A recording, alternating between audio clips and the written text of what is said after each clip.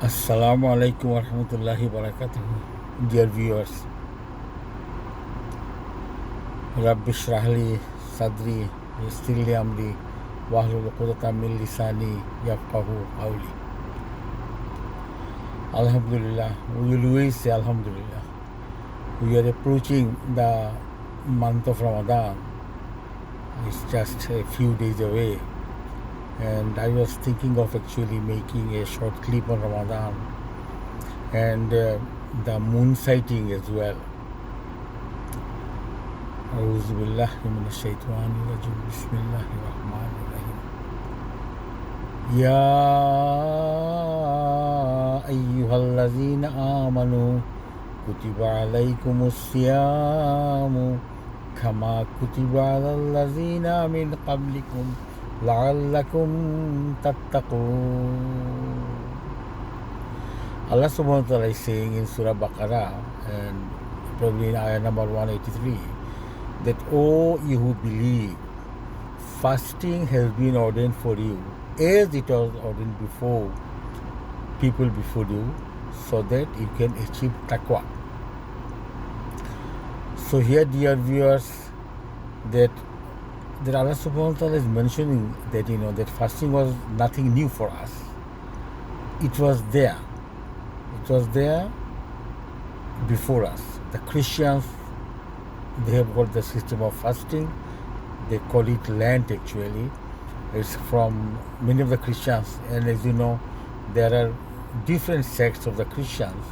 Many of them, they fast from Christmas to Easter. They call it Lent. And there are some fasting practice among them that they fast for, I think, 1 or 2 days. And the Jewish people, they fast. The Hindus, they also fast. And they have got one kind of fasting that is called Nirombu Upabash. That is, even they do not drink water. So, interesting thing is that when I was a medical student, it's more than 40 years, or 45 years back, at the time when we used to fast, some of our friends actually, that some of them, they are kind of agnostic, and some even secular as well. So at the time, the knowledge was that that our brain, it needs glucose. So you are fasting. So you are depriving your brain of essential nutrients. But now, and people of faith, and we Muslims, we know that what our Allah subhanahu wa ta'ala has ordained, has prescribed for us, it is good for us, because He has made us. He is the creator. Like a vehicle, the maker, He knows actually what the vehicle needs. So Allah subhanahu wa ta'ala knows that fasting is good for us. So now, the scientists, they are saying when people fast, it's good for their brain. And there are billions of neurons there, and they're connected, the brain cells, with each other, and huge network.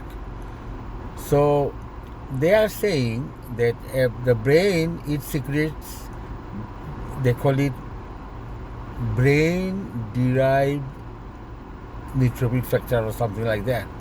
So I do not make it a bit technical. Anyway, so that's good for the brain. This is what the scientists, they are saying. And also they are saying intermittent fasting. So Prophet Allah said, that he used to fast, said, that at least 3 days, or Monday and Thursday. So our belief is that the Quran and the Islamic practice, these are ahead of science. Science is behind us. So now, another thing actually, dear brothers, when the month of Ramadan comes, it's kind of a sinking feeling for me and many of us who live in Australia, because of this moon sighting issue. And first, as a disclaimer, I want to say, may Allah subhanahu wa ta'ala accept all our brothers' fasting, because each group, like, they have got mashayikh and ulama, behind their logic. So, in Australia, we have got 3 groups. One is the local, like they need to sight the moon, like in the Australian mainland, it's a huge country. And one group, like they call it the regional one, that is, if moon is sighted a country near Australia, like in Indonesia, Malaysia, like it's okay. And one group they say there's global, anywhere in the world. And one group, like they say that it's the calculation.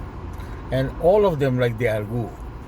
And one interesting point actually that one mashayikh that who made, and he said it's about this calculation issue. He said that that in the Quran, like if dear viewers about Hajj, Allah subhanahu wa ta'ala is saying go for Hajj riding camels, strong ones and lean ones. So he's arguing that now do we ride camels? Maybe some of them they do. The people they just fly or they go by ship to Hajj. So about Hajj, like about that hadith of Rasulullah, we respect the hadith that that you begin your fast by seeing the moon and end your fast. My point is that Prophet ﷺ always he has chosen the easier option for us. Always. Like if we read the hadith, you will find. Even the Taraweeh, Prophet ﷺ initially he came for a few days, then he stopped. His worry was it will become compulsory for us. And our our master, from his time, it has become like we do it, like the Sunnah. And the Khulafa Rashidin, we need to follow them as well. So now, about Ramadan. So Ramadan and the Quran, dear viewers, that Allah subhanahu wa ta'ala is saying, Shahru Ramadanul Lazi unzila fil Quran, Hudal linnas wa bayinati min huda. So the month of Quran, this month of Ramadan, the Quran was revealed. And it's a guidance for mankind. Here it's very interesting that Allah subhanahu wa ta'ala is saying, Hudal linnas. I want to put emphasis on this point, that it's a guidance for mankind, not for just for the Muslims, one group of people. No, it's for whole mankind. Because nowadays, now it's not me, all the scholars are saying that we are approaching the end of the time, the way things are happening in the world. So people actually, they're crying for peace and tranquility. People, they're coming back to religion. So the Quran is the guidance. So Quran, it doesn't belong to the Muslims only, it belongs to everybody. The Quran belongs to everybody. And now about the Muslims themselves, and my viewpoint is that the people who call ourselves Muslims, we should first try to rectify ourselves, because we have got so many pitfalls. It's very easy, like finger pointing, blaming other people, like what we in psychiatry call it projection, that you just blame somebody else. So the month of Ramadan, you see that people, they approach the Ramadan, alhamdulillah, and the pattern is the same. When I was a teenager, what I used to see, it's still happening now. That in the initial few days, the mosque is full. Then, then slowly, the number declines. And the last days, again, the number declines. Same pattern. The point that I want to make actually, that is the month of the Quran. So dear viewers, all of us should read the Quran with meaning. This is very important. Because it's common sense that if we do not know the meaning, it won't go into your heart. And I can challenge many people, they read Surah Fatiha, and many millions of Muslims, they do not know the meaning. So this is why actually there is no impact. So a person who is reading the Quran and who is doing things that he shouldn't do, so it's not going into his heart. And I mentioned actually in one of my video clip last year that there was a systematic actually approach to get people away from the Quran, and it's still happening there. So, dear viewers, that we should utilize our time, saying your Taraweeh, reading the Quran, reading the meaning, and make a plan. Make a plan that what you should do. Like alhamdulillah, that that the last Ramadan that I did, inshallah, this Ramadan, inshallah, again is my plan, and I'm asking you as well. Just that you make a plan that how many surahs you will read or memorize or read the tafsir. So the last Ramadan, inshallah, I did actually the tafsir of the Hamim group of surah. So dear viewers, if you could do that in a Hamim group, so that Hamim group of surah, the Mufassirin, they say, when you read the Quran, this is something like you're walking in a cornfield, beautiful cornfield, the rice and wheat and everything. Then you enter a garden of apples and pomegranates, an orchard. So the scholar is saying, when you read the Quran, it's beautiful, it's the word of Allah subhanahu wa ta'ala. And the scholar is saying that when we start reading the Hamim group of surah, subhanallah, this is something like as if I have entered the orchard. So inshallah, this is my plan, and please make dua for me that then I can do it, and all of us, dear brothers. That, and again, another thing, please utilize this time, and this month of Ramadan is very easy to read, to say tahajjud. So I know, alhamdulillah, we have got millions of Muslims, they're so God-fearing. So it's very easy to say the tahajjud prayer. When you wake up for suhoor, say the tahajjud. 2, 4, 8, whatever you can. So utilize your time in doing that. And always ask Allah subhanahu wa ta'ala for forgiveness. And at the same time, another advice to my sisters that that please utilize the less time about making iftar. This time of ibadah. Yes, it's a tradition we need to make, but again, there is competition, how many iftar you have made, and there is another competition, that you need to send it, for the in-laws and things, and there is no time for you to make ibadah. And people, they should actually help, their wife to making iftar. So in Islam, actually, it's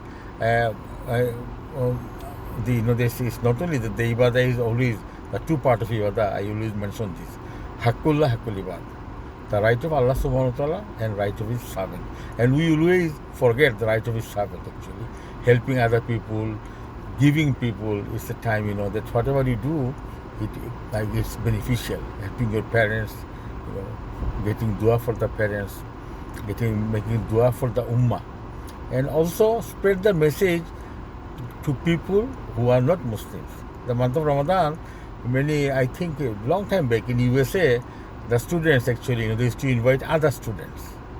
So you can give some iftar to your neighbor who is not a Muslim, just to make aware of them, that this is our tradition. And we Muslim, we are very social people. We think of other people, and it doesn't matter that the other guy, whether he is a Muslim or not, we need to respect everybody. This is what Prophet ﷺ did. And about neighbors, I have never found that just help your neighbor if he is a Muslim. Anybody, with any faith or no faith. Now there are many people who don't have any faith. But he's a neighbor. So to obey or to fulfill the rights of the neighbors. So inshallah, I will briefly say the summary actually in Bengali. So dear viewers, let's practice what we do. তো আমি বলতে চাচ্ছিলাম যে রোজা মাসের আর বেশি দিন বাকি নেই। তো যে রোজা মাসের যে আয়াতটা আমি তেলাওয়াত করলাম, যে আল্লাহ সুবহানাহু ওয়া তাআলা বলছেন যে হে মুমিনগণ, তোমরা রোজা রাখো এবং এটা তোমাদের জন্য ফরজ করা হয়েছে, যেমন তোমাদের পূর্ববর্তী যারা ছিল তাদের উপরে ছিল, যাতে তোমরা তাকওয়া অর্জন করতে পারো। এই কথাটা এখানে বলা হয়েছে লাআল্লাকুম তাত্তাকুন। এর মানেটা হচ্ছে এটা যে রোজা রাখলে যে তাকওয়া হয়ে যাবে তা না, রোজার আসল জিনিসগুলো মানতে হবে। যে রোজা রেখে ঝগড়াঝাটি করা, কিবত করা, এগুলো হচ্ছে কি যে তখন ওই পয়েন্টগুলো কেটে যাবে। আর রোজাটা হচ্ছে এটা কোরআন শরীফের মাস, এখানে কোরআন শরীফ নাজিল হয়েছিল। তো আমরা যাতে কোরআন শরীফ পড়তে পারি, এর অর্থটা বুঝে পড়তে পারি, তাফসিরটা পড়তে পারি। আমাদের এই কোরআন শরীফ না বোঝার জন্য অনেক মানুষ আছে যে সূরা ফাতিহা পড়ে কিন্তু এর অর্থটা বুঝে না। এই সময়টা আমরা যদি কাজে লাগাতে পারি। আর ওই ইফতার বানায় যে অনেক সময় নষ্ট হয়, এটা হচ্ছে ইবাদতের সময়। আর একটা কষ্টের ব্যাপার হচ্ছে যে যে যে আমাদের অস্ট্রেলিয়াতে যে 3 গ্রুপ 3 সময় যে যে চাঁদ চাঁদ দেখতেছে, আল্লাহ আমাদের সবাইকে এক করে দিক, আল্লাহ সবারটা অ্যাকসেপ্ট করুক। আমি এই কথা বলতে চাচ্ছি। আল্লাহ যেন আমাদের যেন গুনাহ মাফ করেন এবং আমরা যেন ঠিকমতো আল্লাহর ইবাদত বন্দেগী করতে পারি। So dear viewers, it concludes my short clip. So let's all make dua for each other and also make dua for me so that I can fast and all of us can fast and Allah subhanahu wa ta'ala accepts our fasting. And not to forget the oppressed people of the world. People are suffering in Sudan, in Palestine, everywhere. The people, the Jews and the Arabs, they should live peacefully. And I mentioned this, there are many good Jewish people there. They want to live peacefully. People, they want peace. So may Allah subhanahu wa ta'ala bring peace and tranquility to this world. Assalamu alaikum wa rahmatullahi wa barakatuh.